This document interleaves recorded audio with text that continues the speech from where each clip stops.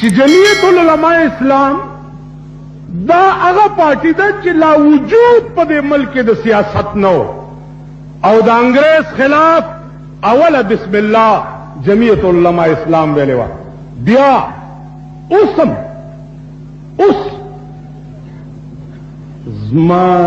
ځنګل د زمرو نه خالی نه کوي. که مفتی محمود زمری ہو، شیخ الهند زمری ہو، آلارو مولانا حسین احمد مدنی را پیدا شد. ٹھیک شد؟ مولانا مدنی لارو پاکستان تقسیم شو، مفتی محمود او غلام غوث زاروی را پیدا شد. که دوی لارا د زمری پجاله کې زمری ہو، اللہ فل رحمان را پیدا کړ. تاسو په ټول پاکستان کې د فل رحمان غوندې عقل، داغه غوندې فهم، داغه غوندې ذکاوت په ټول پاکستان کې یو مولا دی وخی، مونږ به په دې ټکي فل رحمان په چرته کوټي کې کېنو، هغه د میدان ته راوځي. یو دی لا د موره پیدا هم نه و چې په جیلونو کې و. تاسو خیال راغی یو فل رحمان غوندې وخی او وی کتا که د فرهاد غوندې همت ځان کې پیدا کړ، تا که د فرهاد غوندې همت ځان کې پیدا کړ. خیر عرض داو فل رحمان غوندې پیدا کړي. هغې نه بعد بله ده چې واورئ ما ته هر څه معلوم دي. بعضې سیاسي خلقو خبرې زما غوږونو ته رارسي، پایا پوه شئ کنی په خدای قسم چې نن د صوبه سرحد دنیا چې دا هغه د مفتی محمود د پلاو لاندې ده او د فل رحمان د صادر لاندې ده، او مونږ غوندې سپایان ور سره دي. داسې بازینګرې به در باندې واړم چې روټۍ به عمر له خوند نه درکوي. داسې بازینګرې به در باندې واړم.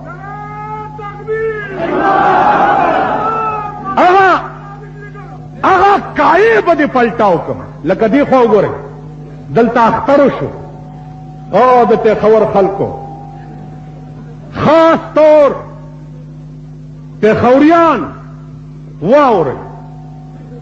زما ایمان داده مولانا عبدالحکیم لوی پېښوری و، مفتی عبدالرحیم لوی پېښوری و، مفتی عبدالقیوم لوی پېښوری دی، مفتی شهاب الدین لوی پېښوری دی. مونږ به ټول راځو او د اهل پېښور د سوري لاندې به کینو او چې زمونږ ژوند دي د اختر او د روژې فیصلې به په دغه ځای کې کېږي. یو څو کسانو د چیف منسٹر خوشحالولو دپاره وی چې شهادت غلط دی، شهادت غلط دی. که دا شهادت هلال کمیټه د پلازې بسکټ خورو ته راغلی دی بیا به صحیح ہے، بیا به صحیح ہے. مالا تبلیغیان، امامان، طالبان، هغه کسان چې زمانه یو پلک ایمان او دیانت اوچتو داغي شهادتو اخترم کړی دی. بیا بیم کو، بیا بیم کو، بیا بیم کو، بیا بیم کو.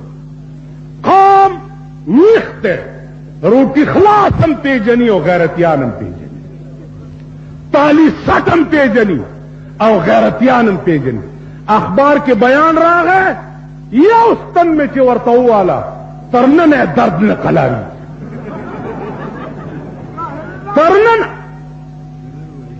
نو عزیزانو خاریان او مونږ ټول یو ورونه یو، یو ورونه یو.